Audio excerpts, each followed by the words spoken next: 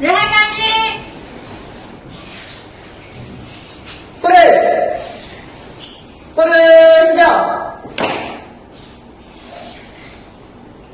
Buka pesan. Gerak. Kanan, lurus.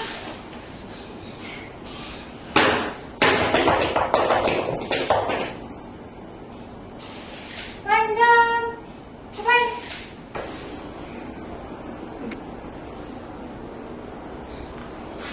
Assalamualaikum tuan.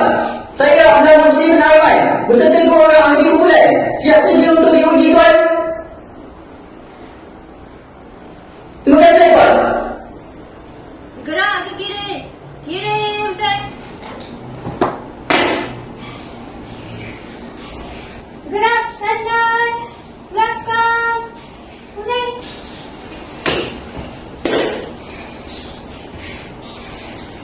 Polis akan menghadap ke belakang. Kanan, Hussein. Hadap hadapan. Belakang, Hussein.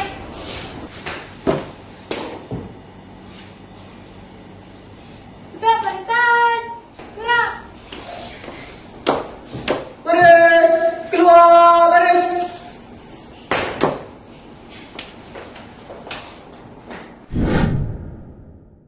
Saya akan menunjukkan cara membuat simpulan buku sila. Fungsi utama simpulan buku sila ini adalah untuk menyambung 2 jenis tali yang sama, seterusnya adalah untuk mengikat andung. Cara membuat simpulan buku sila adalah mula-mula letakkan tali hujung sebelah kanan di atas tali hujung sebelah kiri dan pusingkan. Seterusnya, letakkan tali sebelah kiri di bahagian atas tali sebelah kanan dan pusingkan. Dan tarik kedua-dua hujung tali. Dan jadilah simpulan buku sila. Baiklah, seterusnya saya akan menunjukkan simpulan bunga geti. Jadi fungsi simpulan bunga geti yang pertama ialah untuk menyambung 2 tali yang berbeza. Dan yang kedua untuk menyambung tali yang basah atau licin. Jadi yang pertama sekali kita perlu melakukan bulatan.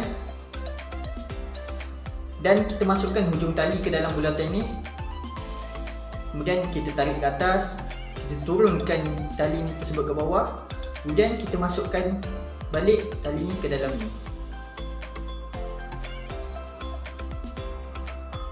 Ini bunga simpulan tersebut. Dalam membuat ikatan seraya ini terdapat beberapa alatan yang diperlukan, iaitu 2 batang mop ataupun 2 batang buluh dan seutas tali yang panjang. Fungsi ikatan seraya ini apa pula? Fungsinya adalah untuk mengikat 2 batang buluh ataupun 2 batang kayu yang bersila. Terusnya kita akan melakukan ikatan seraya.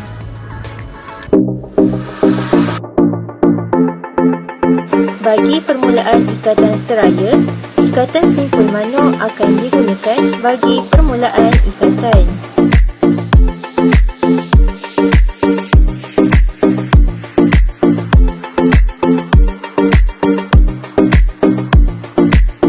Setelah selesai mengikat, letakkan kayu kedua di atas kayu tersebut secara menyilang.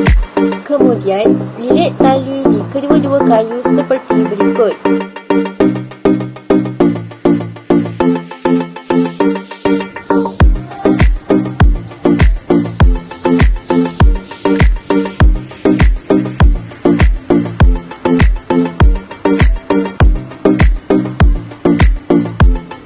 Buat lilitan berikut secara 3 kali.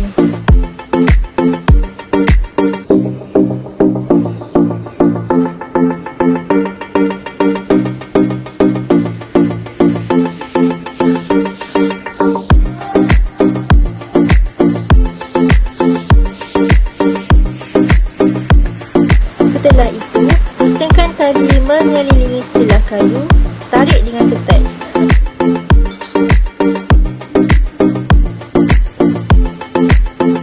Ulang ikatan tersebut secara 3 atau 4 kali.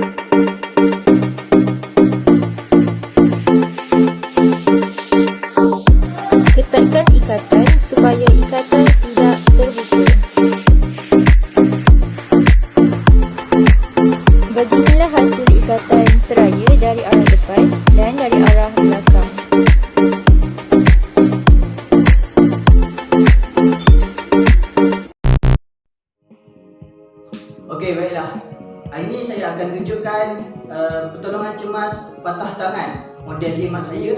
Jadi sebelum tu saya akan menerangkan tentang jenis anduh dan fungsi balutan. Jadi yang pertama sekali, anduh terbahagi kepada 4. Yang pertama, anduh besar, anduh kecil, anduh segitiga dan anduh leher atau bahu.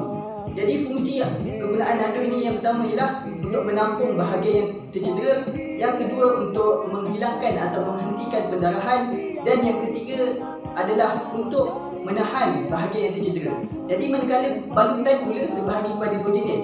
Yang pertama ialah balutan segitiga, yang kedua ialah balutan bergulung. Jadi fungsi balutan ni, yang pertama ialah untuk menghilangkan jangkitan kuman, dan yang kedua untuk menghilangkan jangkitan daripada merebak ke seluruh badan, dan yang ketiga adalah untuk memberi keselesaan kepada pesakit. Sekarang saya akan tunjukkan tutorial pertolongan cemas patah tangan. Jadi kita perlukan kain anduh segitiga, iaitu triangular bandage. Jadi yang pertama sekali, kita masukkan kain anduh di bawah lengan pesakit.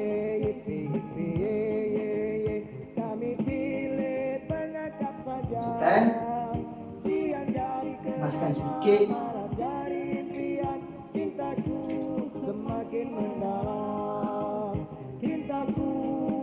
Kemudian kita ambil kain anduh yang di bawah, pergi ke baris bawah.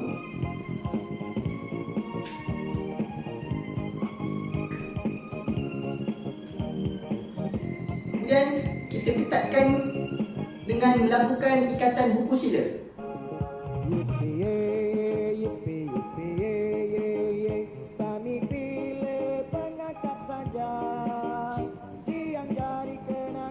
Seterusnya kita kemaskan bahagian yang lebih ni.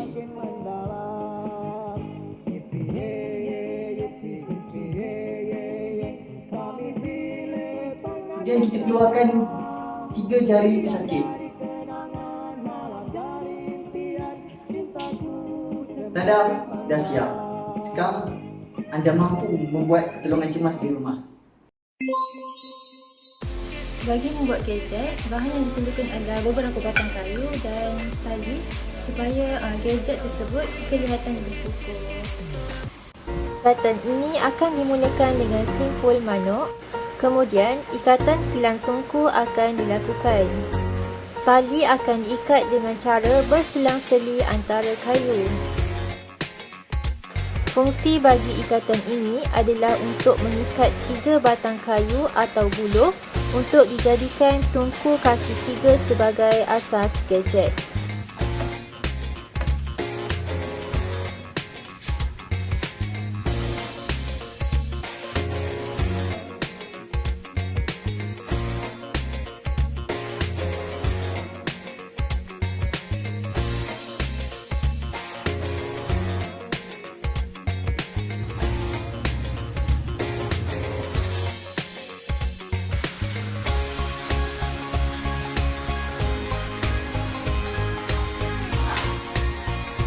Setelah itu, tepi tapak lantai gadget akan dilakukan. Bahan yang diperlukan adalah 3 batang buluh ataupun kayu dan tali.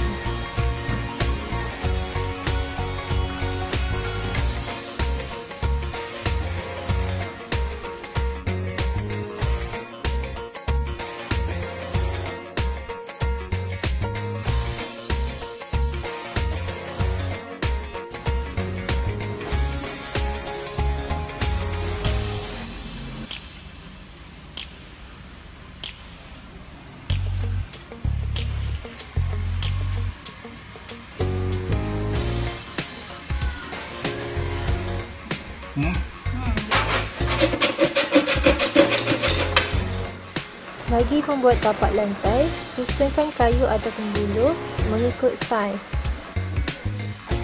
Setelah itu, ikatan seraya akan dilakukan bagi mengikat kayu.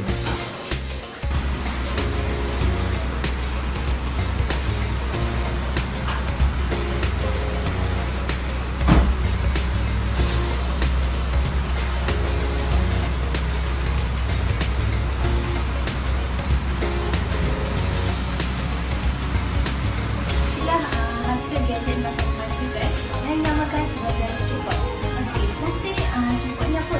Fungsi dia adalah untuk meletakkan peralatan-peralatan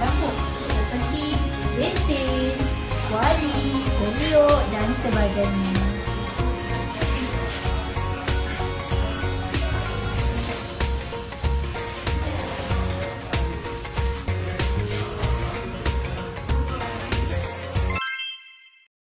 Hari ini, kumpulan 7 akan menghasilkan satu menu lengkap makan tengah hari dengan mengaplikasikan kaedah masakan rimba. Menu yang kami pilih ialah masak nasi dalam buluh,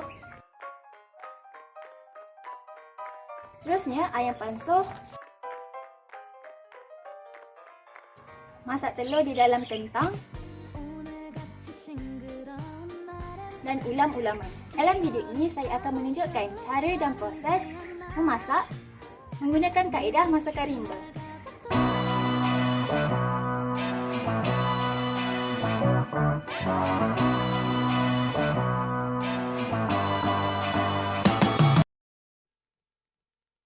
Selepas api dinyalakan dengan menggunakan arang dan ranting kayu, proses memasak nasi pula dilakukan. Beras perlu dibasuh beberapa kali sebelum dimasukkan ke dalam buluh yang telah dibersihkan. Daun pisang dimasukkan terlebih dahulu dan diikuti dengan beras dan air. Seterusnya, proses memasak ayam pansuh. Ayam yang telah siap disiang dan dicuci akan digaulkan bersama garam, bawang merah, bawang putih, halia, serai dan belimbing buluh. Kemudian, masukkan ayam tersebut ke dalam buluh yang telah dibersihkan bersama cili dan daun pucuk ubi kayu yang berfungsi sebagai penutup. Dan proses memasak yang terakhir ialah memasak telur di dalam kentang. Mula-mula, potong kentang kepada 2 bahagian. Kemudian, keluarkan isi kentang tersebut menggunakan sudu. Pecahkan telur dan masukkan ke dalam kentang dan tutupkan semula kentang tersebut. Dan langkah terakhir, bungkus kentang tersebut menggunakan kertas aluminium supaya kentang dapat dimasak secara sekata. Nasi, ayam pansuh dan kentang akan dibakar sehingga masak.